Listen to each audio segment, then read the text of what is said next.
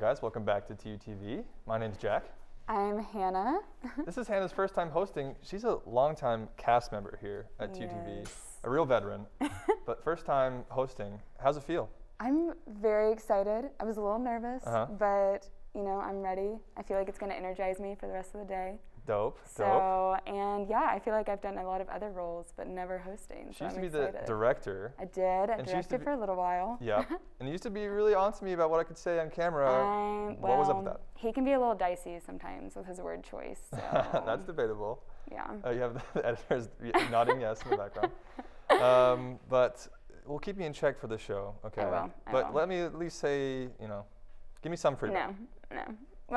Well, creativity. But sure. All right. That's all. Thanks for watching, guys. Enjoy the rest of the show. We'll see you in a bit.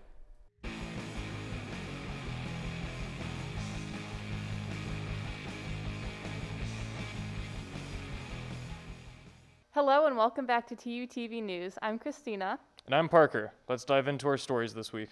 Last Saturday, the Democratic majority House passed a $1.9 trillion COVID relief package in a 219 to 212 vote. This package includes $1,400 stimulus checks and a $20 billion COVID vaccine plan. The package was not passed in its original form, where it originally included a minimum wage increase. The Senate denied this aspect of the bill and removed it. The package in its current form now moves to the Senate, where it awaits a vote. After being in the clear since late 2020, New Zealand has recorded its first new COVID case in months. Auckland, New Zealand's largest city, started a week-long lockdown over the weekend on Sunday. During this lockdown, the city will be in an alert level 3, and the rest of New Zealand will be under an alert level 2. Alert level 3 restricts citizens' movement to bare essentials alongside extra safety precautions for businesses. The less severe alert level 2 mainly includes a mask mandate and physical distancing rules. New Zealand has used the level system of risk management since March 2020. Last Saturday, New Zealand's COVID response agency tweeted, quote, "We have stamped out the virus before, and we can do it again." According to new numbers from Louisiana State University, pollution in the largest river in the United States has plummeted. The Mississippi River has been tested yearly since 1909, and for decades, its water quality gradually worsened. This continued until 1980, when the effects from 1972's Clean Water Act started to shine through. Lead levels in the water are now proven to be almost non-existent, and with numbers decreasing yearly, environmental agencies stopped testing for it back in 2011. Officials have said that the success of the Clean Water Act shown here makes a great case for expanding the act for future threats to public health. The FDA has issued emergency approval of the new COVID-19 vaccine from Johnson & Johnson. The new vaccine will be the third variant approved for widespread public usage, joined by those of Pfizer and Moderna. This vaccine is different from the previous two in that it only consists of a single shot administered. This does make for a lower rate of effectiveness, but with the world crossing the 100 million infection mark this past weekend, the importance of these smaller vaccines grows. Last year, the U.S. Department of Education canceled all state testing in elementary and high schools nationwide. This year, however, the Biden administration has said that the tests will be taken. In a letter to schools across the nation on February 22nd, the department wrote that, quote, "Parents, educators, and the public must have access to data on student learning and success," end quote. States are also being required to publicly report factors such as student absenteeism, access to computers and the internet, and any other institutional inequity. The department allows for flexibility from state to state, and much of the information gained is planned to be used to address educational inequalities across America. Cool. So we found out recently that one of the members of TUTV is running a conspiracy theory that New Zealand does not exist. Do you have any strong thoughts on this? Well, it does seem a bit weird that they're just now having another COVID case, but that could just be coincidence. It might not mean anything. And True. A lot of people here do seem to know someone from New Zealand, so that's another reason why I'm not sure it's totally valid. But True. They could be lying, though. That's possible. I don't know what their motivation would be, but... Well, we'll get back to you on this next week.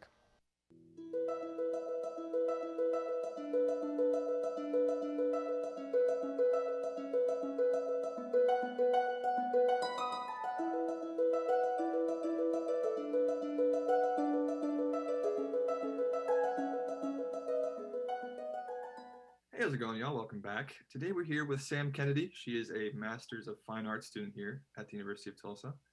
Thank you so much for coming to talk with us today. How's it going? Hi. It's going pretty well. You know, it's a nice day. The weather's back. The ice is melted. It's going pretty well. How about All we you? can ask for. I'm going great. I'm doing great. So before we get into some of your work in the fine arts, where are you from originally? Are you from Oklahoma originally, or? I'm actually from St. Louis, Missouri. So I was born just a little bit outside of there in, like the surrounding counties, but I went to school there and then I made my way out here for grad school. For undergrad, I got my bachelor's of fine arts in printmaking. So, and that's kind of what I'm in school for right now, master's of fine arts in printmaking. So I did my bachelor of fine arts in printmaking, but then I also did an art history minor. The work you do is definitely more physical. Some of your pieces take up whole rooms, and so explain what the process is like for you when you're trying to come up with a concept like that. When you're given that space, when you're given that freedom. Right. So some of the things that I've done, like the installations in larger spaces, usually I see the space first, and there's a lot of artists that will have larger pieces put up, but they're focusing more on the piece in of itself instead of how the piece is going to interact with its environment. So installation is something that's really exciting for me. So when I see a space, that kind of informs me on how I'm going to make this piece or create this piece. And I knew that in the Alexander Hogue Gallery where my show is, I knew that I wanted something large in there. So I did another installation. You are technically the last Master of Fine Arts here at Tulsa, is that correct? Yep. So I've had kind of like a firsthand experience with that, because the announcement of the program being discontinued was right when the second semester of me being here. Oh, wow. So, okay. Yeah, so that was interesting. Has it made things difficult for you, or are you still able to kind of get the work out you need to get done?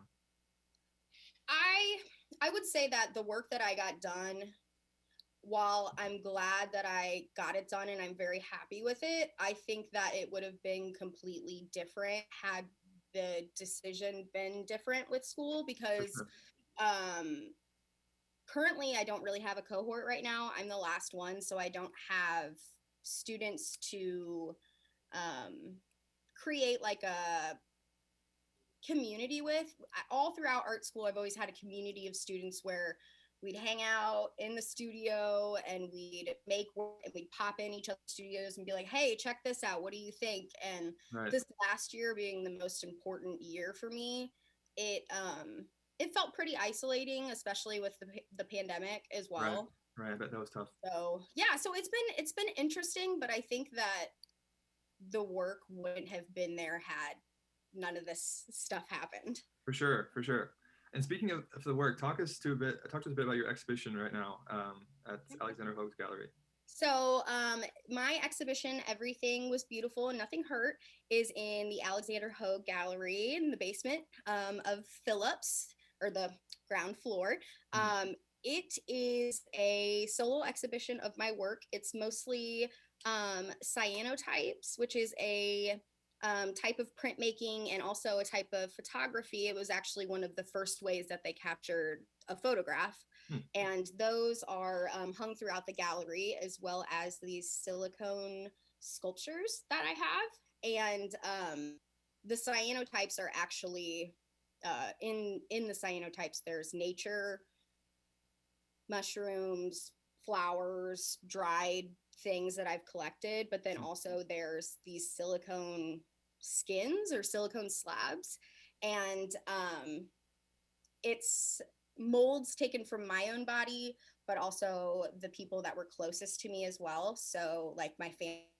And that mostly being from the pandemic, but also from kind of feeling this need for further introspection, and just kind of like thinking about how I connect with those people that are closest to me. And the show is kind of a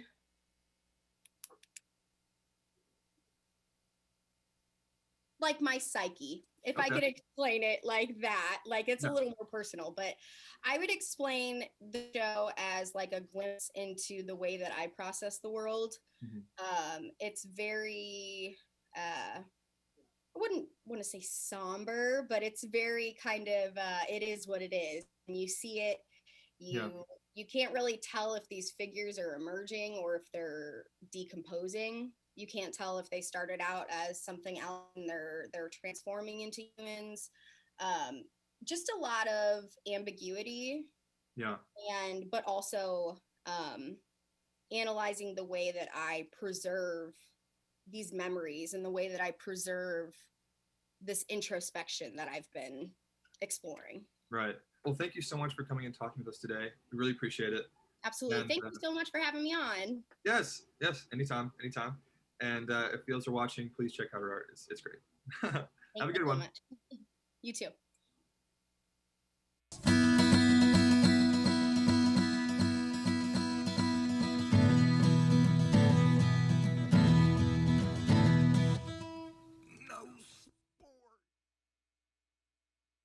I'm Ethan. Welcome back to TUTV Sports. And I'm Catherine. Let's jump right into the episode. Spring training for the MLB recently began after a 4-month break. Most teams had their players report to camp on February 22nd, but pitchers and catchers reported around 2 weeks earlier to build chemistry. After last year's shortened 60-game season with an extended playoff bracket, the MLB considered a new format for the coming season, but changes have not been agreed upon yet. As it stands, the 2021 MLB season will have 162 games per usual, but the playoff format has yet to be determined. Spring training will take place for about a month in anticipation of opening day, set for April 1st. The TU women's basketball team has struggled as of late. Leading up to their game this past Saturday against Cincinnati, they had lost 4 in a row. The Golden Hurricane led after the first quarter, 20-18, but the game soon got out of hand and Cincinnati won 71-59. Maya Mabry led TU in scoring with 22 points and 1 assist. TU's record is 5-12 following their loss to Cincinnati. The TU men's basketball team was back in action last Tuesday, February 24th against Cincinnati. The game was almost neck and neck at the half, with Cincinnati leading 37-34. TU came back and tied the game with less than 30 seconds left in the game, but Cincinnati's Jeremiah Davenport scored the game-winning layup with 12.6 seconds left to give Cincinnati the 70-69 win. Elijah Joyner led TU in scoring with 22 points, while also dishing out 4 assists. The TU men's and women's soccer teams each had games this past week against league rivals. The TU women's team played 2 games this week. The first was at Memphis on February 24th, which they lost 2-0. Their second game was at home on Sunday, February 28th against UCF, which they won 3-2. The Tulsa men's team played 1 game this week on February 27th against UCF and won by a score of 3-0. The next game for the women's team is March 7th against Cincinnati. And the next game for the men's team is at UCF on March 6th. The Tulsa Oilers played a 3-game series against the Kansas City Mavericks this weekend. The first game was on Friday, February 26th, which the Oilers won 3-1 with the help of Danny Moynihan's hat trick. The second game on Saturday, the 27th, they lost 3-1. The final game of the series was Sunday, the 28th in Tulsa. The Oilers lost 5-2. The next series for the Oilers is on the road against the Wichita Thunder on March 10th, 12th, and 13th. So with the baseball season starting, do you have a favorite baseball team? Well, the only exposure I've had to baseball is the Moneyball That film. is such, Brad Pitt and Jonah Hill in that movie were just so good. Yeah, so good. But I can't say I have a favorite team because I don't know any. But Yeah, I've never really been super into baseball, but I know I'm just rooting against the Houston Astros. Do you know about all this stuff with the Houston Astros? I've heard some stuff. Yeah, Yeah. just the fact that they cheated their way to a World Series and never really got any serious punishment, like none of the players or coaches were punished, is just, it's ridiculous. So that's all the time we have for today. We'll see you next week.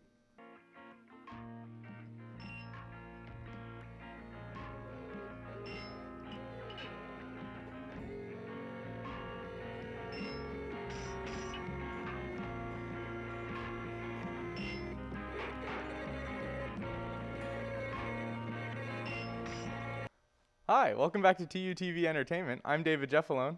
And I'm Kate. Here's your weekly fix of entertainment news. The Golden Globes Awards show took place on Sunday. Here's a quick recap of some of the night's highlights. The film Nomadland won the award for Best Drama Film, and the film director, Chloe Zhao, became the first Asian woman to win Best Director. Tulsa shot film Minari won the Best Award for Foreign Language Film, and Amazon's Borat subsequent movie film won Best Comedy Film. Andrea Day received Best Actress for her role in The United States vs. Billie Holiday, and Chadwick Boseman was posthumously awarded Best Actor for his performance in Ma Rainey's Black Bottom. Netflix's The Crown took the Golden Globes by storm on Sunday. The show won the award for Best TV Drama. Emma Corrin and Josh O'Connor won in the acting categories for their portrayals of Princess Diana and Prince Charles in the series. Gillian Anderson won Best Supporting Role in the TV category for her performance as Margaret Thatcher in The Crown.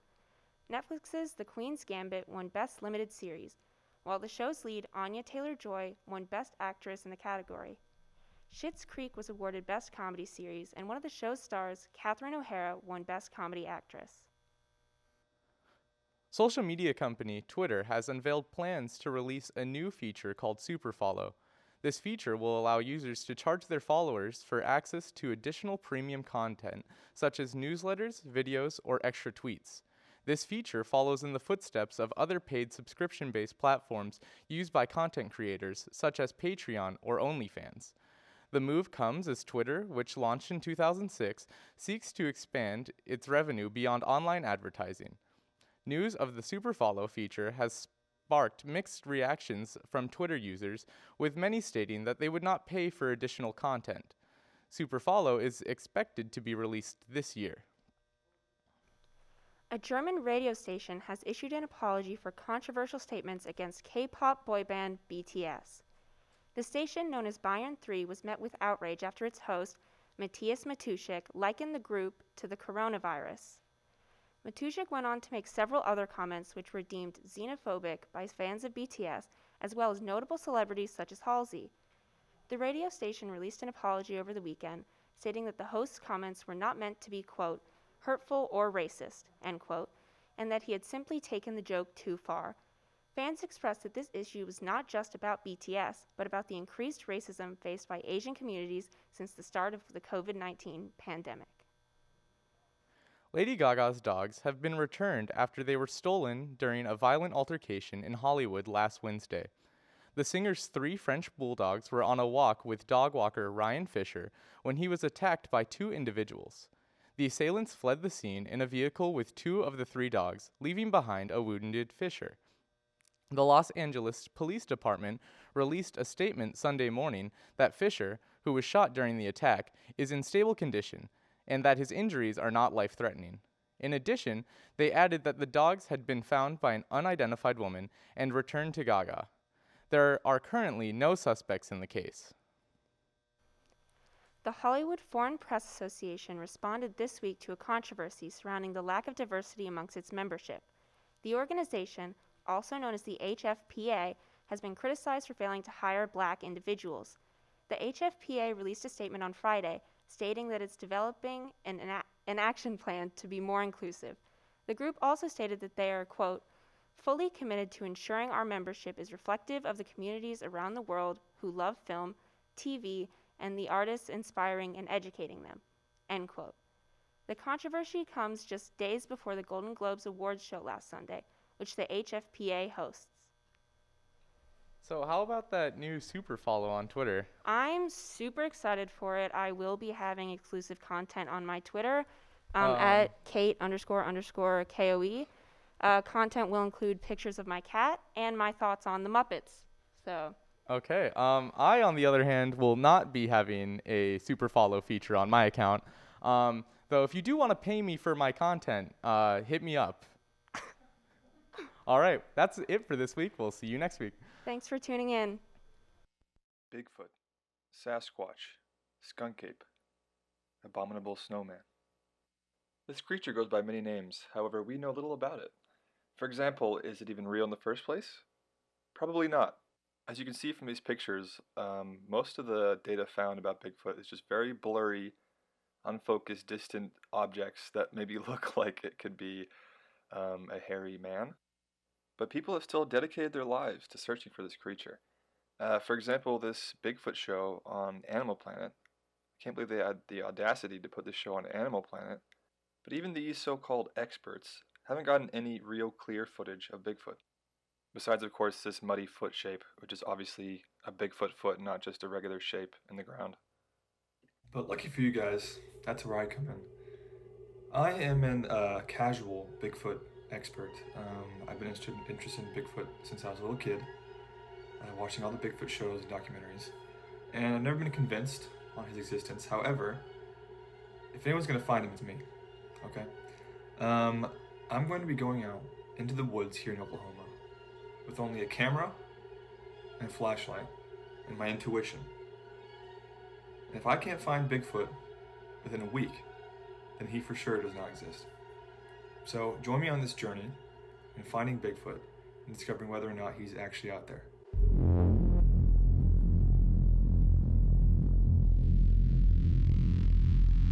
Wow. So not to get political or anything, but what's your viewpoint on Bigfoot?